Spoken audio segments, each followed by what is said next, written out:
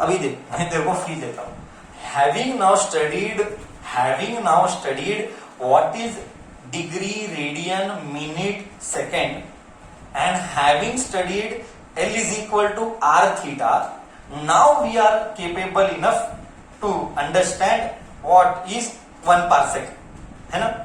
Now देख, मतलब background हमको क्रिएट करना पड़ा 1 सेकेंड, आधा घंटा का, मैं भी 1 सेकेंड बोल रहा हूँ।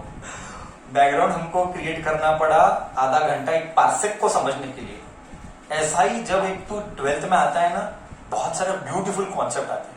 हम एक कॉन्सेप्ट पढ़ेंगे, सुन तेरे को जस्ट एक आइडिया दे रहा हूँ, मतलब तेरे को थोड़ा सा फील आना चाहिए ना। तेरे को मैं एक आइडिया दे रहा हूँ। 7th चैप्टर ऑफ 12th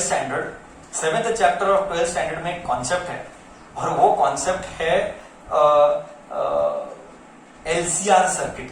और उस LCR सर्किट में आता है रेजोनेंस कंडीशन। LCR सर्किट में आता है रेजोनेंस कंडीशन, और वो एक रेजोनेंस कंडीशन के बेसिस पर आज हमारा सेटअप बॉक्स या टीवी का डब्बा काम करता है। अब वो सेटअप बॉक्स और टीवी के डब्बे का वर्किंग या फंक्शनिंग को समझना है तो रेजोनेंस कंडीशन को समझना पड़ता है।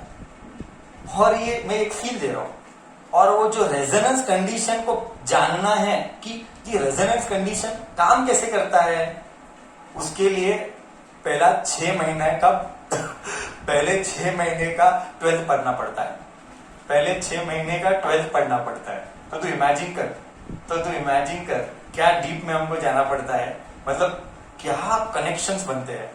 पहले हम 12th में पढ़ते हैं इलेक्ट्रोस्टैटिक्स, चार्ज क्या होता है, चार्ज कैसे काम करता है, वो चार्ज को हम शांत रखते हैं, इसलिए इलेक्ट्रोस्टैटिक। इलेक्ट्रो बोलते हो इलेक्ट्रिक का चार्ज, स्टैटिक बोलते हो शांत। उसके बाद हम डालते हैं कैपेसिटर, चार्ज को किधर स्टोर करते हैं, second chapter electric capacitance and potential. उसके बाद 3rd चैप्टर, ये चार्ज को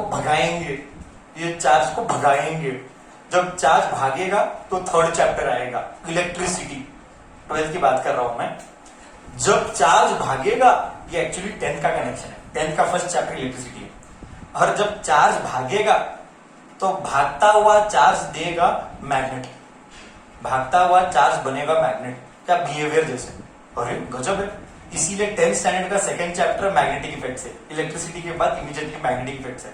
सो मैं बात कर रहा था 12th का, तो कैपेसिटर सेकंड चैप्टर, कैपेसिटर के बाद आता है इलेक्ट्रिसिटी, चार्ज को भगाएंगे, भागता है, जब चार्ज भागेगा तो हमको दिखता है एक इफेक्ट, और भागते हुए चार्ज को हम बोलेंगे मैग्नेटिक इफेक्ट्स आ रहा है। तो 4th चैप्टर है मैग्नेटिक इफेक्ट्स। जब मैग्नेटिक इफेक्ट आएगा तो हम 5th चैप्टर पढ़ते हैं आखिर मैग्नेट क्या है। तो 5th चैप्टर है मैग्नेटिज्म एंड मैटर। फिर उसको उल्टा करते हैं, भागता हुआ चार्ज देता है मैग्नेट, क्या मैग्नेट जब मूव करेगा तो इलेक्ट्रिसिटी देगा। तो 6th चैप्टर पढ़ते EMI, और उस EMI में पढ़ेंगे हम एक कॉन्सेप्ट कॉल्ड एज इंडक्टर। और जब EMI पढ़ते तो नेक्स्ट चैप्टर आता है AC, तो LCR सर्किट। वो LCR सर्किट के अंदर आता है रेजोनेंस, और रेजोनेंस के वर्किंग प्रैक्टिकल एप्लीकेशन इस टीवी का सेटअप बॉक्स। मतलब तू इमेजिन कर कि ये सेटअप बॉक्स का वर्किंग को अगर तू जानना चाहता है कि आखिर ये काम कैसे करता है, उसके पीछे तेरे को सेकेंड ईयर का पहले 6 चैप्टर पढ़ना पड़ेगा। मतलब बैकग्राउंड में 6 चैप्टर पढ़ने को 3 से 4 महीना जाता है। 4 महीने का जब बैकग्राउंड बनाएगा, 4 महीने का फिजिक्स का बैकग्राउंड, तब जाके समझ में आता है अच्छा ऐसा क्या, तब ये रिमोट ऐसे दबाने पर चैनल चेंज होता है क्या, इसके पीछे का कहानी। और इसीलिए मैं तो ऐसे लाइव कर पाते हैं सेशंस, वो है 8th chapter electromagnetic waves, 15th chapter communication. मतलब क्या लेवल ऑफ प्रैक्टिकल एप्लीकेशन और क्या कनेक्शन मिलता है। इसीलिए हम हमेशा बोलते हैं बच्चा को लेना चाहिए साइंस। तू आगे कुछ भी कर, मेरा एक नजरिया है, मैं गलत भी हो सकता हूँ, इसलिए मैंने बोला मेरा नजरिया है। मेरा नजरिया ये है कि तुझे साइंस लेके सब्जेक्ट को पढ़ना है, ना कि मार्क्स के लिए पढ़ना है। तो तुझे एहसास होगा हा क्या ब्यूटी है, क्या ब्यूटी है ना। खैर जो भी है, ये तो हम पार्सेक में आते हैं। अब पार्सेक क्या है,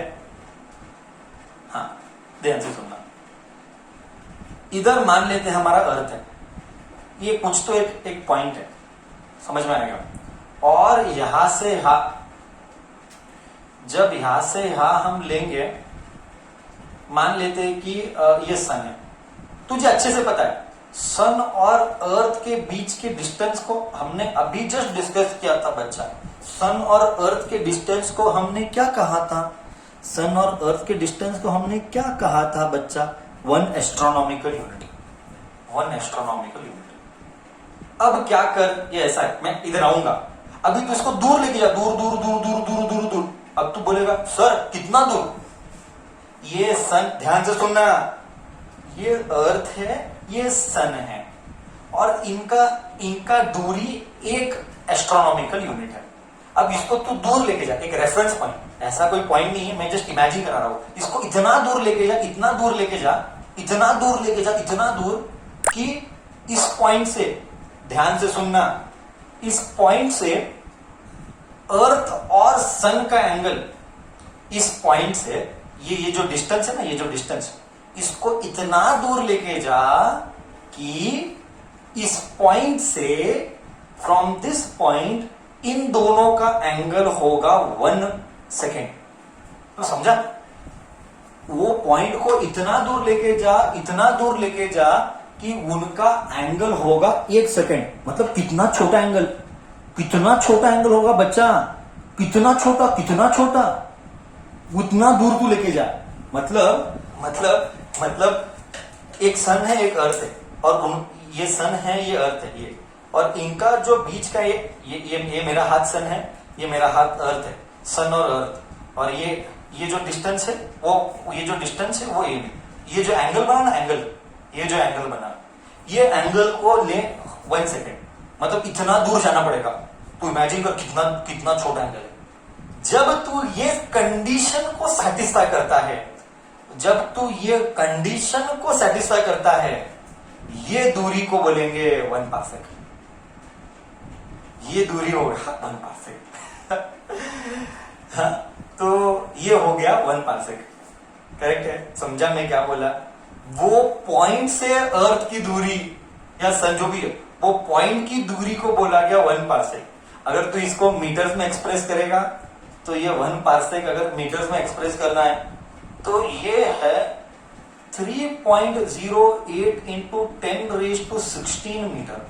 इसको जस्ट एक फील लाना है, इसको जस्ट एक फील लाने के लिए मैं यूज कर रहा हूं 1 parsec can be return as 3.26 light years.